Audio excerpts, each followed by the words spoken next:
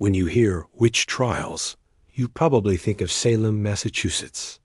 But what if I told you the Salem witch trials were just the explosive finale of a much longer, darker story that stretched across New England for nearly 50 years?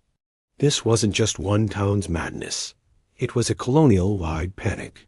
Let's rewind the clock, not to 1692, but to 1647 in Hartford, Connecticut. This is where the first known execution for witchcraft in the American colonies took place.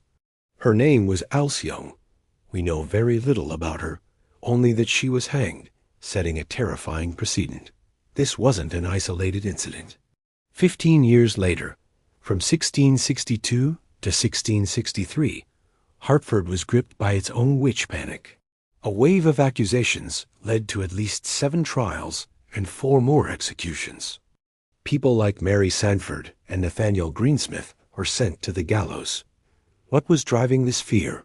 It was the anxieties of daily life, magnified by superstition.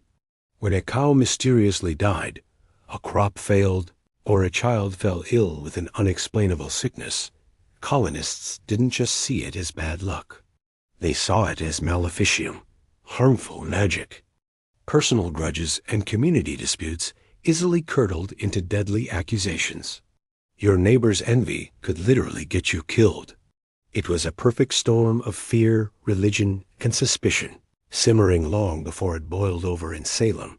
Then came 1692. Chaos that erupted in Salem Village made everything that came before look like a dress rehearsal. In just over a year, more than 200 people, men, women, and even children, were accused of witchcraft. The accusations spread like wildfire through Salem and its neighboring towns. This time, the legal system itself became the engine of the hysteria. A special court, the Court of Oyer and Terminer, was established to hear the cases. The trials were a spectacle of paranoia. The key to the prosecution's success was something called spectral evidence. Imagine this. An accuser could claim that your spirit, your ghost-like form, flew out of your body, appeared to them in a dream or a vision, and tormented them.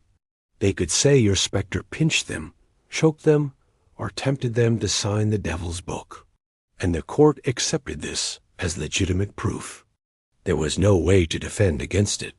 How do you prove your spirit was sleeping soundly in your body all night? You couldn't.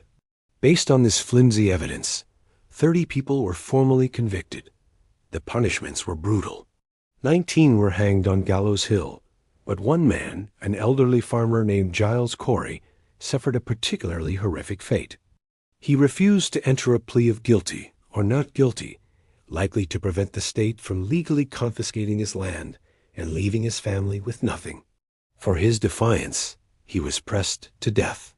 Heavy stones were piled on his chest for 2 days until he finally succumbed. His last words were reportedly, "More weight." So, with the courts sanctioning executions and public hysteria at its peak, what finally stopped the madness? It wasn't a sudden return to reason, but a case of the accusations flying too close to the sun. When the accusers started naming powerful and well-connected individuals, including the wife of the governor, William Phips, the elite began to worry. In October 1692, Governor Phips stepped in and dissolved the court. The intellectual and religious justification for the trials also crumbled. Increase Mather, one of the most respected Puritan ministers in the colonies, publicly argued against the use of spectral evidence. In a powerful statement, he declared it was better that 10 suspected witches should escape than that one innocent person should be condemned. His words carried immense weight. By May of 1693, the remaining prisoners were released, and the Salem witch trials were officially over. The nightmare had ended, but it left a permanent scar on the American conscience. A chilling reminder of how easily fear can destroy a community. Thanks for sticking with me through this dark chapter of history.